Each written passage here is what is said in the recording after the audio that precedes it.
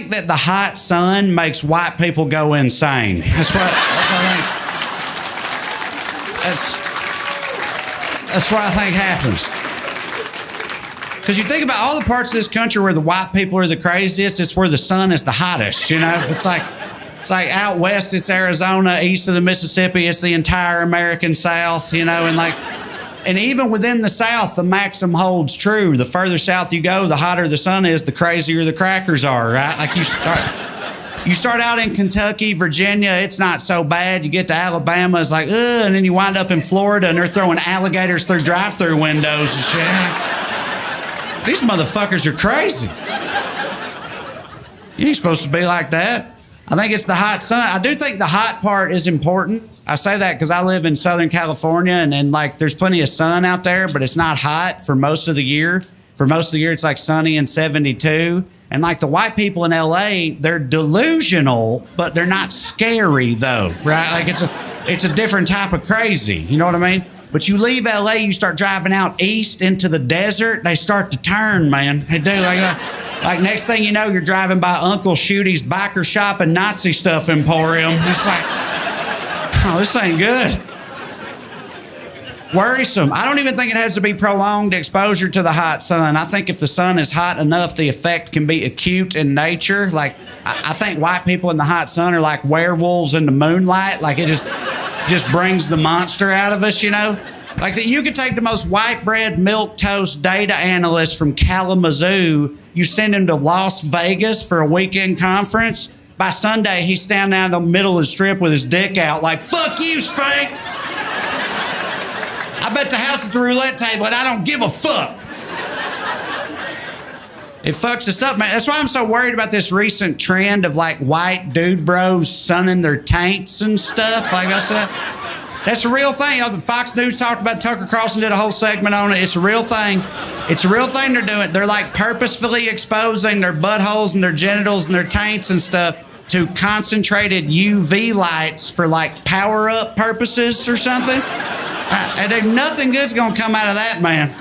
Nothing. You take a heavily bearded alpha male going through a divorce, he starts sunning his taint, next thing you know, Proud Boys. That's what happens.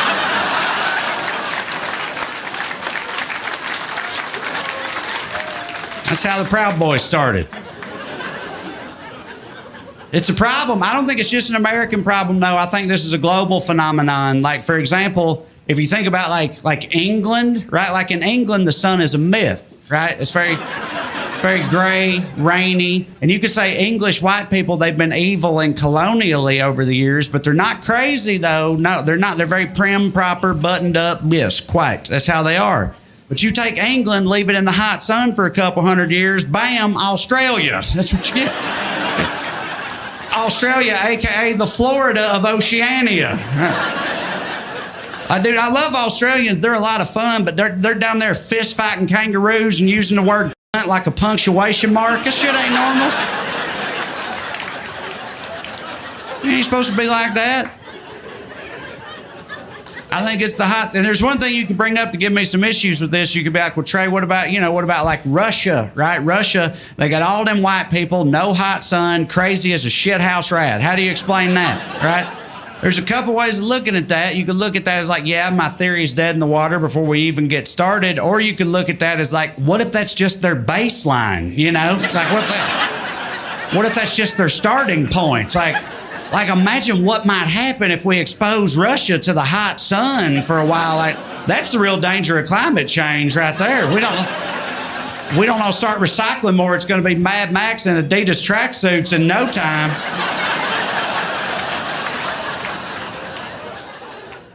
Like I said, I live in Southern California. It's fine for the most part. My accent is a problem for me out there. Like, I found out there, this accent can fuck up any words. Like, it don't matter how smart the words might be, this accent will fuck them up, you know? Like you could take a famous quote, like John Lennon's, "Life is what happens when you're busy making other plans." You say that to people in any other accent, they're like so profound, such wisdom. But you say it in my accent, "Life's what happens when you're busy making other plans." Oh no, he's not gonna tell us his plans, is he? I don't want to hear this guy's plans. They probably involve truck nuts and tiki torches. This is bad. Let's get out of here. Like, best case scenario is maybe I come across as folksy. You know, like, folksy's the best you can hope for when you talk like this. And my people got all these little sayings and phrases that help with that perception, especially if you're from the middle of nowhere like I am. But even that's not always great. You know, like I'll be at some party in LA, we run out of beer, and I'm like, well, guess somebody better ride into town, pick up some more. And they're just like, ride into town?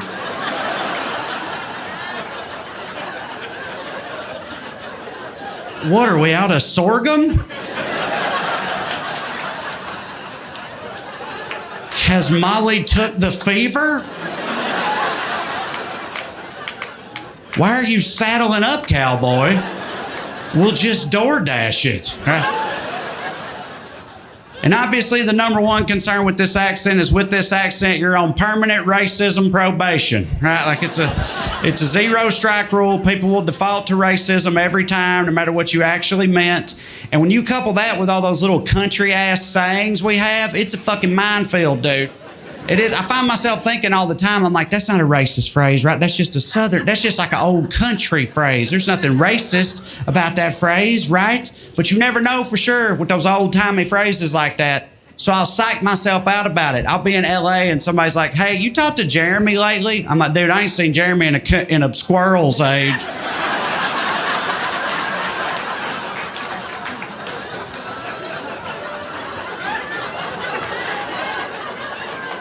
You know how squirrels live a really long time. Everybody's always talking about that and stuff. That's all I meant. I try to make myself feel better by telling myself it's not a Southern accent thing, it's an American accent thing. Like the idea that any thick regional American accent can sound kind of dumb, not just this one, you know? Like if you go to the doctor to get some test results back, yeah, you don't want this accent from the doctor. I know, you don't, right? You don't. But you also don't want some meatball from the Bronx, you know, like, listen, this is what it is, you got stage 4 cancer, what are you gonna do?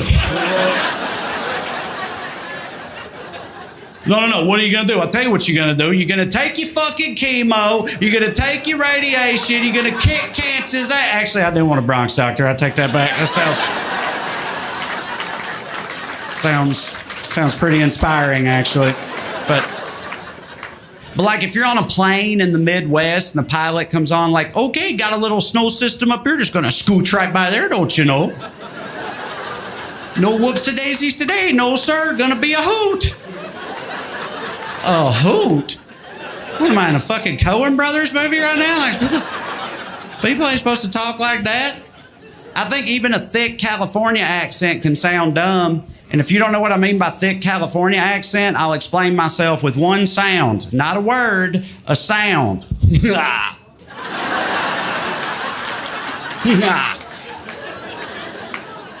That shit sounds pretty dumb. But no, I live in fear in LA of coming across as racist accidentally just because of my accent, you know, but I'm also out there being a comedian, which means I go on auditions and stuff, and it turns out when you're a white dude with this accent, you will audition exclusively to play racist. That's how that works. That's how that... Dude, you can make a compilation reel of my audition tapes that would make Paula Deen blush, dude. Like, it's brutal. Brutal every time. Open up this new audition. It's like, oh, this is a fun premise with a talented director and a stacked cast. Let's see. I'm reading for the role of Billy Ray. This should be fun. Let's see what this is like. Then I open it up, and every time it's like, Billy Ray sits alone at the dining room table, skinning a rattlesnake. Suddenly, a knock at the door. Billy Ray gently places the knife on the nearby nightstand next to the neatly folded Klan robe. Like, God damn it. Every fucking time. It's never the hillbilly with a heart of gold, dude. Ever. It's always, and then I don't get that role, and I don't know how to feel about that, you know, because I'm conflicted. Because part of me is like, Trae, that's good. That says something good about you, that they can't see you as genuinely being that type of vehement racist, you know. But the other part of me that wants to get these jobs is like, you don't think I could be in the Klan? I could be in the Klan right now. Goddamn it! Fuck you. My granddad was in the Klan, motherfucker. You don't know. I'm just kidding. He was. I mean, as far as I know, he wasn't in the Klan. I don't know. He did keep a lot of secrets, but But yeah, and then months later, that TV show or movie will come out, and that role is played by like a British or Australian guy, and that fucks me up even more because like one of the biggest things in Hollywood right now is representation. The whole like if you got a gay character in a movie, it should be played by a gay actor. That whole thing, and they take that shit very seriously too. For the most part, they do. They're taking it so seriously. At this point, it feels like if you got a script with a paraplegic protagonist in it, you better hope somebody at Juilliard gets hit by a fucking bus. Because otherwise they're going to be upset with you. People are going to write some articles about you. That's how seriously they're taking representation, yet all the redneck characters are played by classically trained Shakespearean Brits, you know, like Netflix has got a project set in deep Appalachia. The director calls cut and half the cast is just like, tea time, is it? You know, I must admit it is taxing portraying these hill people for hours on end, But as an artist, I ask myself, what would the hill person do? How would the hill person feel after the loss of their beloved pet opossum? What would they... Would they mourn the loss, or would they simply eat the beast? What would they do? Right? But if you look it up, you can find articles that explain why they do that. You find these articles that tell you, well, you know, linguistically speaking, the British accent is actually very close phonetically to the American Southern accent. That's why those actors are so adept at portraying those roles. I'm like, oh, that's fascinating. You know who else is adept at that? Actors from the South. Probably also pull it off, I bet. That's what they say is happening, but here's what I think is really going on. I think those studio executives are having meetings going over upcoming projects, and their assistant is like, this one's got a gay protagonist. I got the perfect gay actor. This one's got some biracial characters in it. I got a whole list of tremendously talented biracial actors. This next one's got some redneck characters in it. Yeah, I don't know if our insurance is going to cover that. That might present some liability concerns. We might need to go to Plan B. Let's see, redneck characters. Is Benedict Cumberbatch available? Because you know, linguistically speaking, I like that bit because it's sort of like at the end of the day, I'm just up here like any other redneck comedian. Like, these goddamn immigrants are taking our jobs.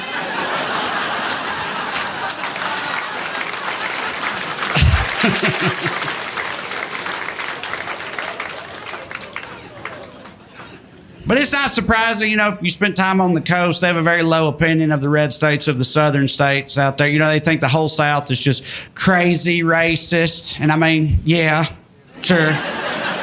Sure, but we're not the only ones. Like, racism's an American problem. That's what bothers me about it. You know, like, I'll talk to people in LA sometimes. They know I'm from the South. They want to know. They're like, you're from there. Be honest. That type of institutional racism. Tell us about that. I'm like, why are you asking me about it when the LAPD is right there?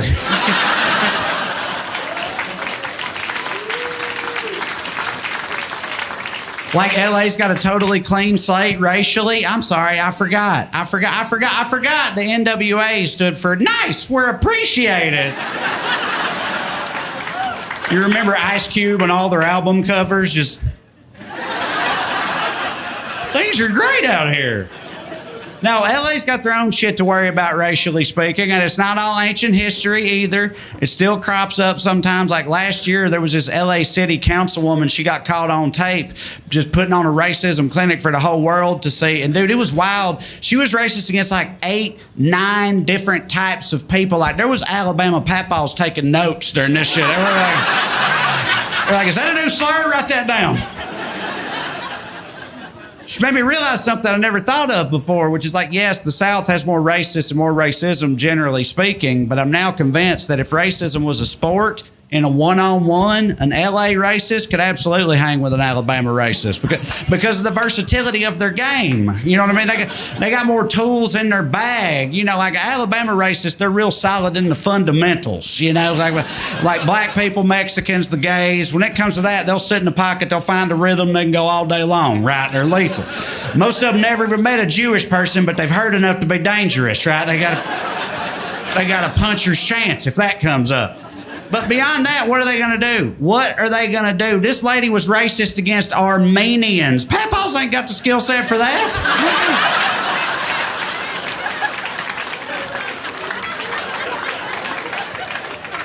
papaws can't spell Armenian, man.